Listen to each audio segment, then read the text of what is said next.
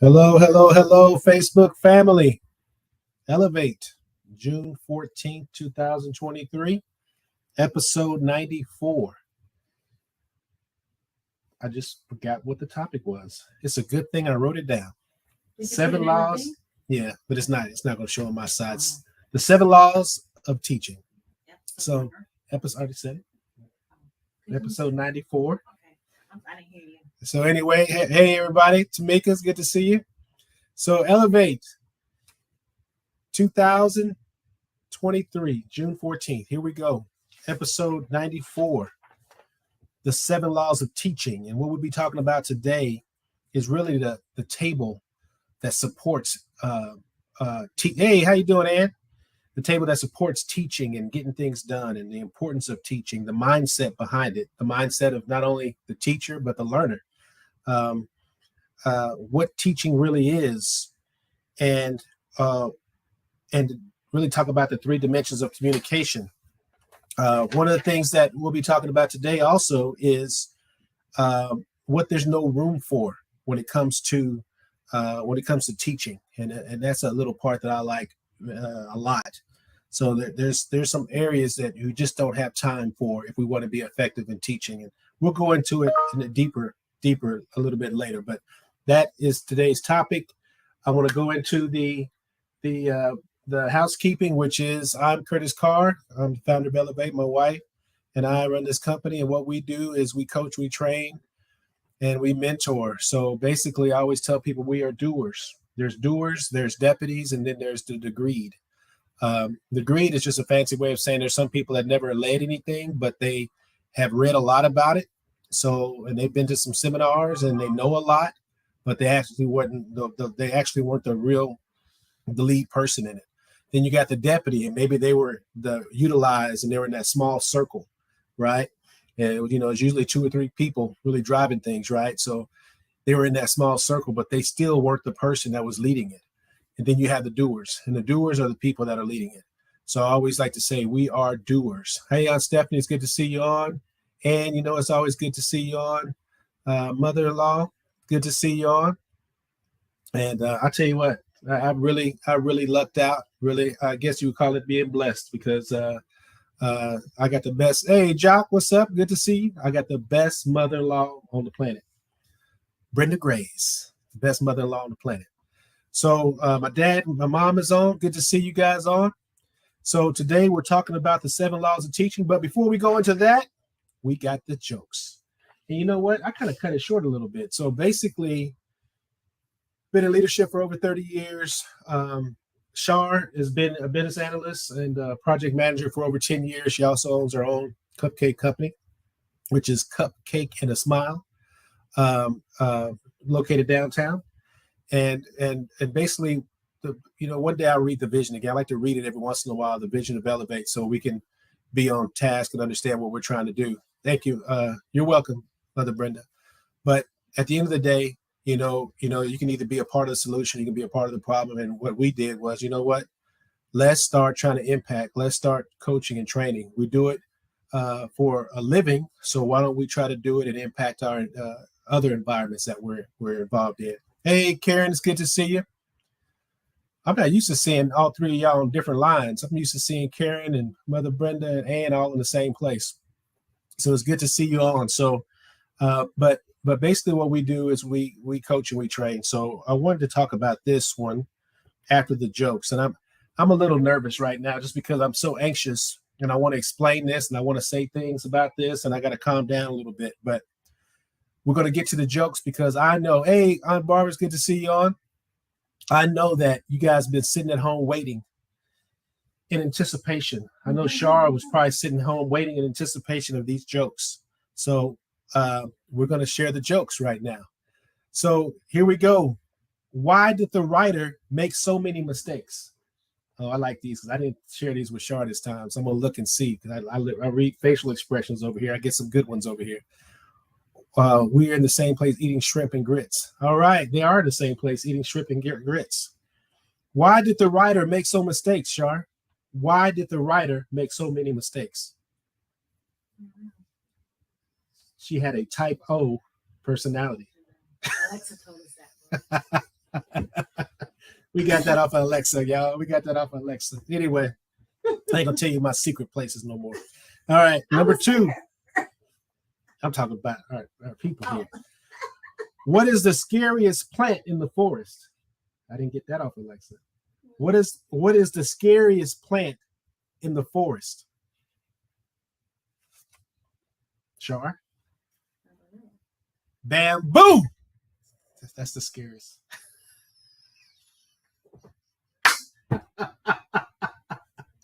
uh,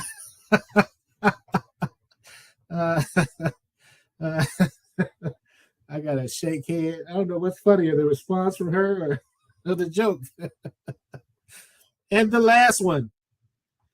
Did you hear about the guy that invented the knock knock joke? Did you hear about him, Sean? He got knocked out. Sean said he got knocked out. No, but he did win the Nobel Prize. Get it? Knock knock.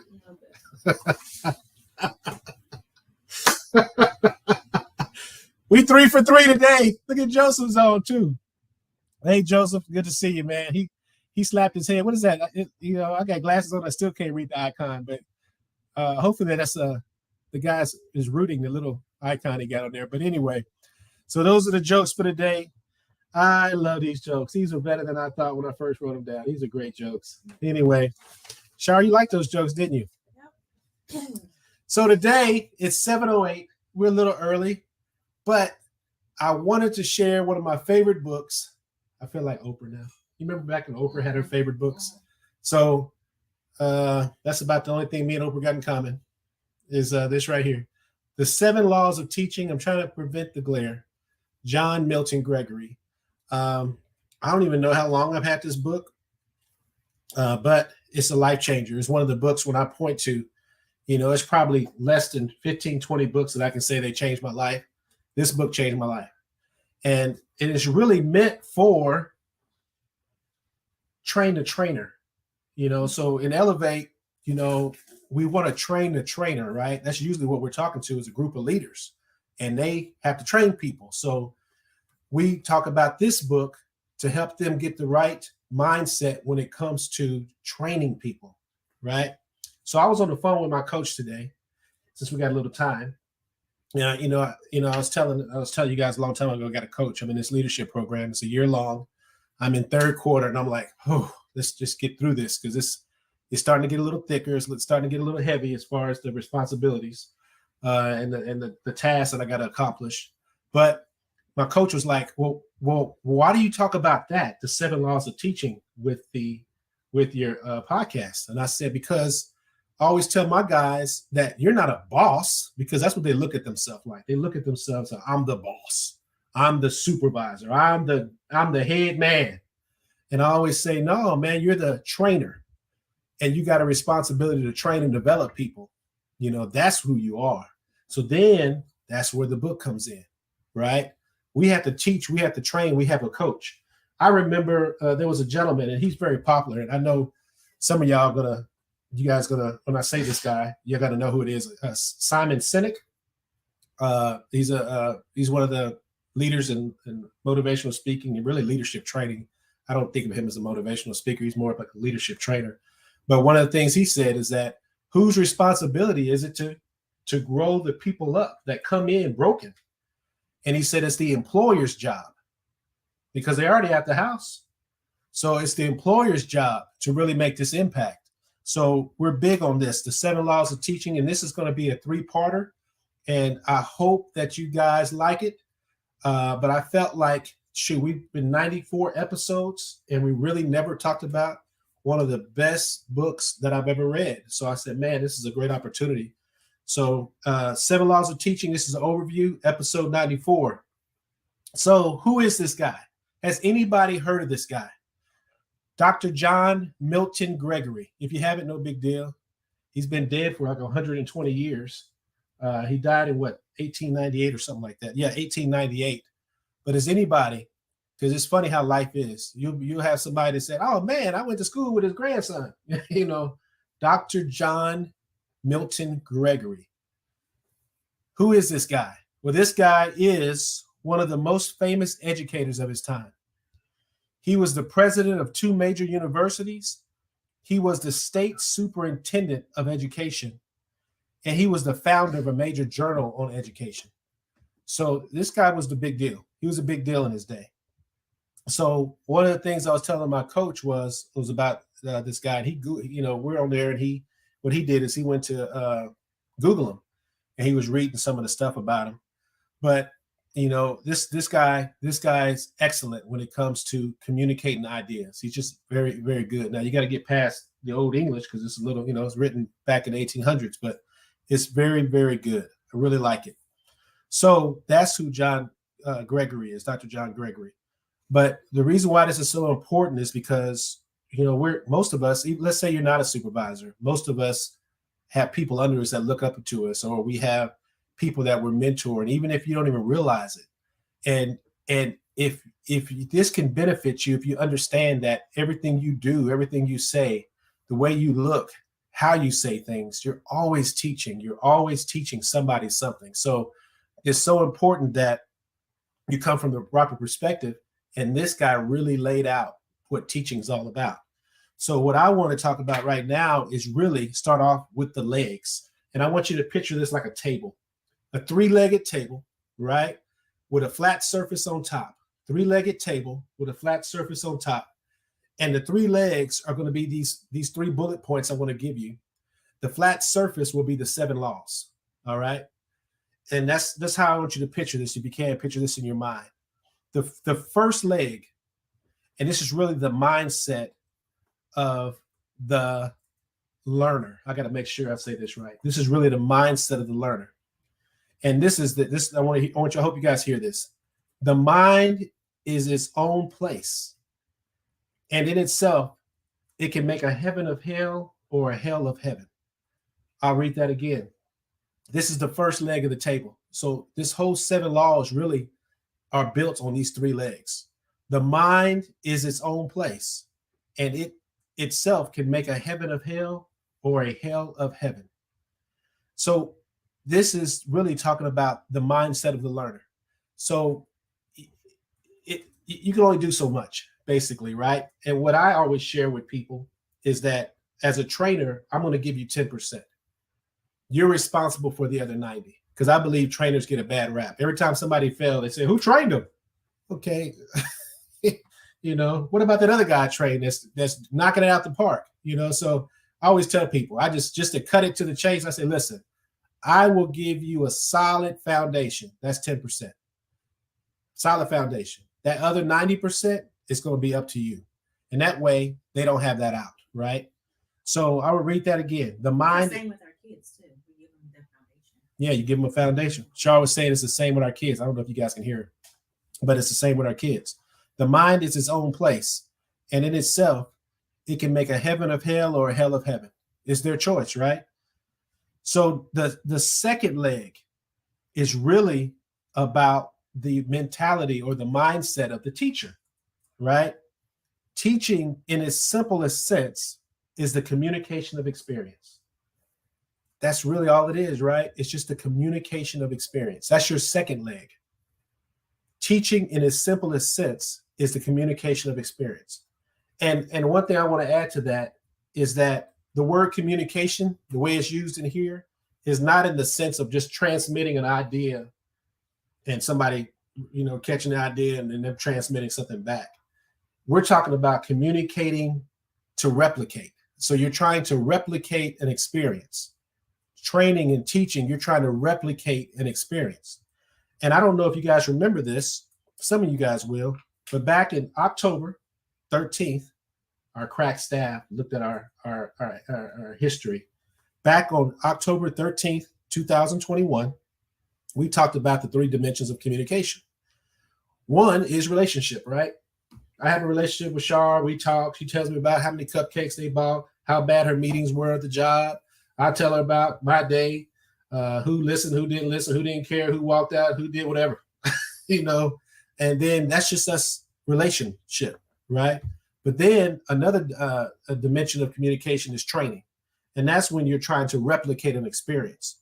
The third dimension of communication is culture. And that's when you're talking to a big group of people. The way I talk to Shar is not the way I talk to a big group of people. And a lot of times I feel like, and I've made this mistake, I shared this in this broadcast, that you talk to the big group of people like you would talk to a one-on-one relationship. And that's a lot of times that's a mistake. So that's the second leg. Teaching in the simplest sense is the communication experience. The third leg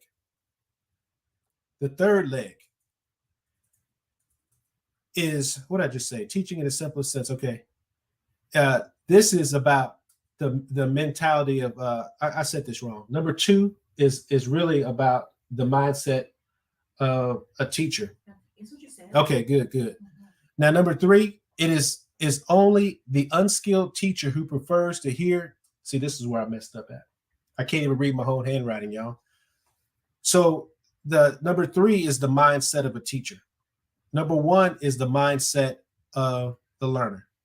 And then number 2 is the mindset of or the perspective of the whole idea of teaching, the concept of teaching. Does that make sense? She gave me like, I guess you could make that work. So it's only the unskilled teacher who prefers to hear his own voice in endless talk rather than to watch and direct the course of the thoughts of his pupils. Yeah, that's funny. It is only the unskilled teacher who prefers to hear his own voice in endless talk rather than to watch and direct the course of the thoughts of his pupils. So this whole seven laws of teaching is really based on this 3-legged table. So the first one was the mindset of the learner. The second one is the whole concept of teaching. The third one is really about the mindset of the teacher themselves. Did that make sense? Somebody give me a 1 if that makes sense. I feel like I lost everybody here. I lost myself. Did it make sense to you, Shar? Yeah, I'm fixing my notes because you messed it up. Somebody chime in and tell me that you didn't lose, or maybe eating your popcorn and you're good. But if you're not good, put a 2 down. And then what I'll do is shoot. We'll figure it out later. You know, Mother Brenda said 1. Thank you, Mother Brenda. So that's really what it's about. 7:18, time is flying. But the 7 laws of teaching is really about this whole idea of there is a lot of responsibility given to not only the teacher, but also the what's being taught and also the learner, right? Thank you, Stephanie. Thank you, Joseph. Thank you, Tamika. So what we're going to do is, this is just an overview, right? The 7:19, we're not going to break it down too much today. I wanted to do an overview, but it would be wrong to talk about the 7 laws of teaching and not talk about the 7 laws. So I wanted at least give a little insight on the 7 laws of teaching. And I can't tell you, you can get this book anywhere. You know, Amazon has everything. But of these 7 laws, 2 are personal factors. 2 are personal factors.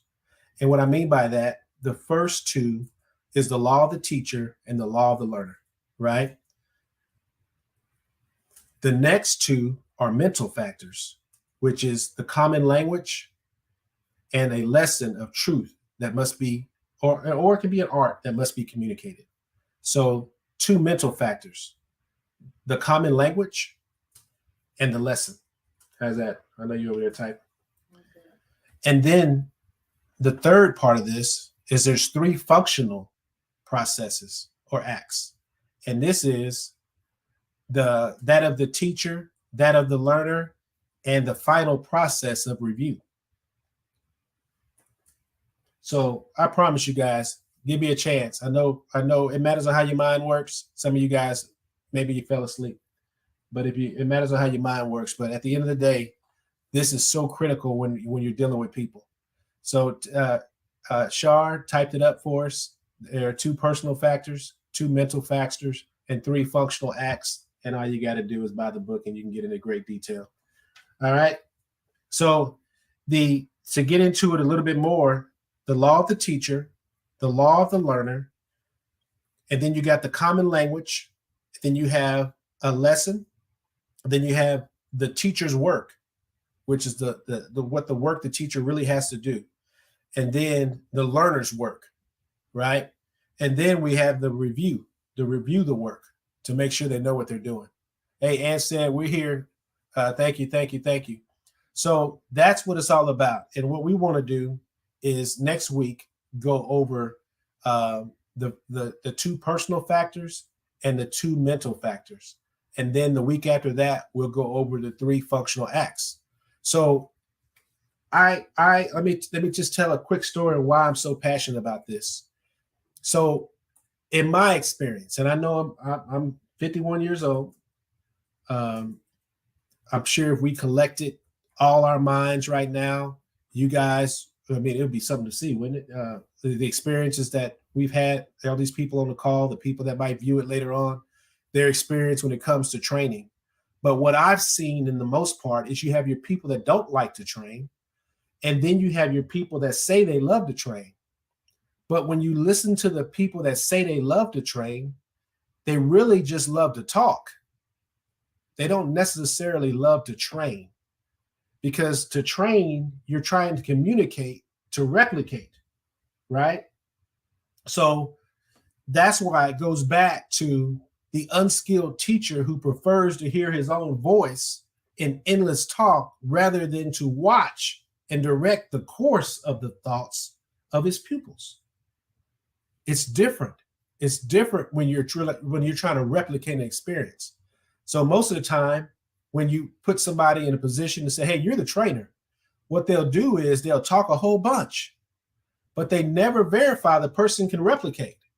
So then I come and I'm like, man, this guy is not doing this or that. And they say, well, I told them, right? I told him.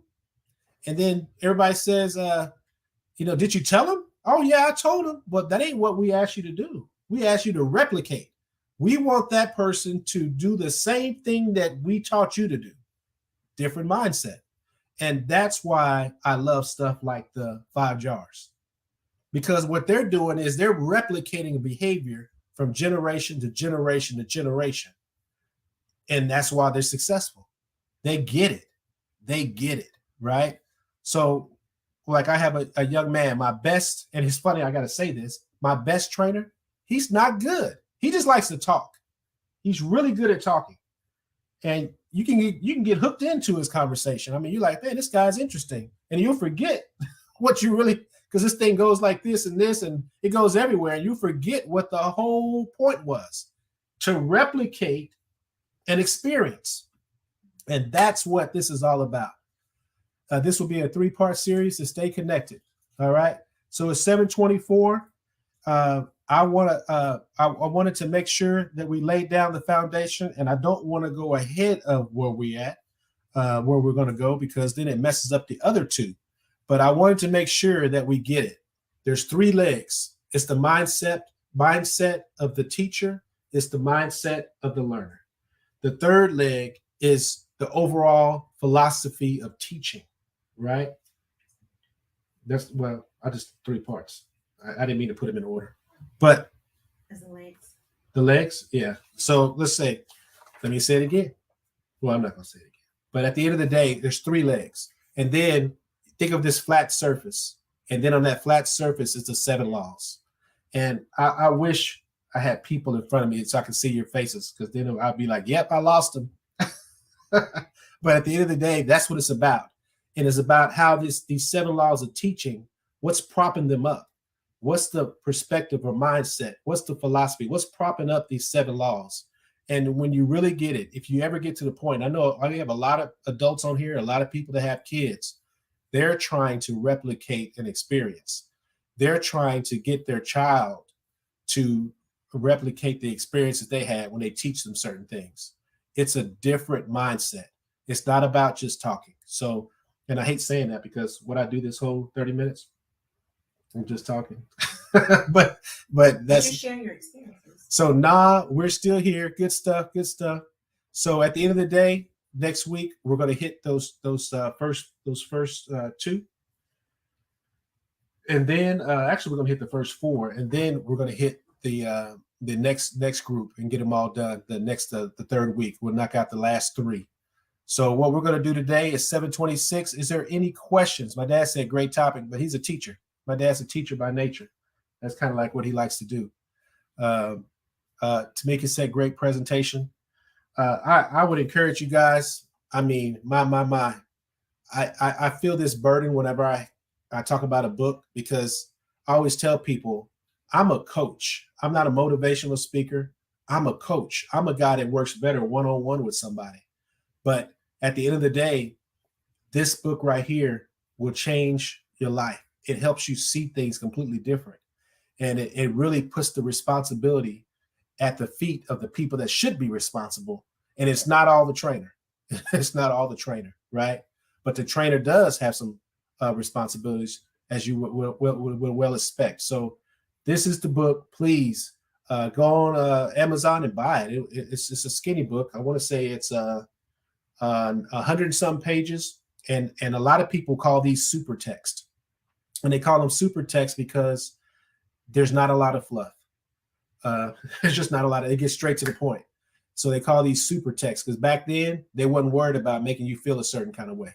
They gave you the information, learn it, get it, and run with it. That's how it was back then in the 1800s. Nowadays, we'll say a point, repeat it three times, and then give you some story about when I was chasing my dog through the woods, and then when I found my dog and how I felt about it, and then we repeat the 3 points again. This doesn't do that. This is straight to the point. So really appreciate you guys coming on today. We're going to give you 3 minutes back in your life. I guess that makes up for last week when I was over. I'm going to give you 2 minutes left in your life. And really appreciate you guys coming on. And remember our little slogan, be intentional, focus on growth, and elevate now. And I forgot to say, please like and share. Please like and share. Shara, you want to say bye or something? Bye. Oh, you can't say It's it hot now. outside. We're not outside. What are you talking about? Well, I'm about to go outside. Oh, so Shara's getting ready to go outside, but she said it's hot outside. Jock said he's ordering tonight. All right, guys. You guys have a good one. I appreciate you. You guys have a great one. Thank you.